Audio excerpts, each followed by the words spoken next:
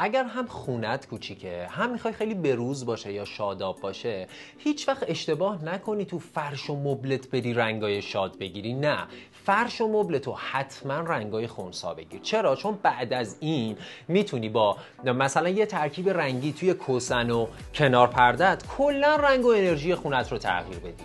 با یه تغییر توی ترکیب رنگی تابلوت میتونی کلا رنگ خونت رو تغییر بدی.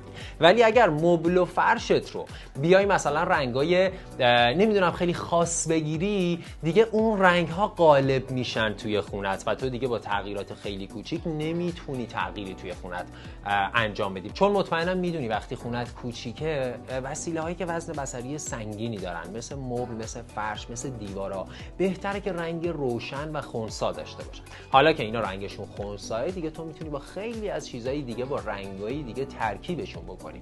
این رو میخواستم بهت بگم که خدایی نکرده ریسک نکنی تحت حالا یک شرایط جوی قرار بگیری، بگی مثلا این مبل آلبالویی خیلی قشنگه. آره خودش به تنهایی قشنگه، ولی وقتی میاری خونه با بقیه وسیله ترکیب میشه دیگه کمی برات اذیت کننده میشه. هر سوالی داشتید کامنت ها برام بنویس، در خدمتت هستم.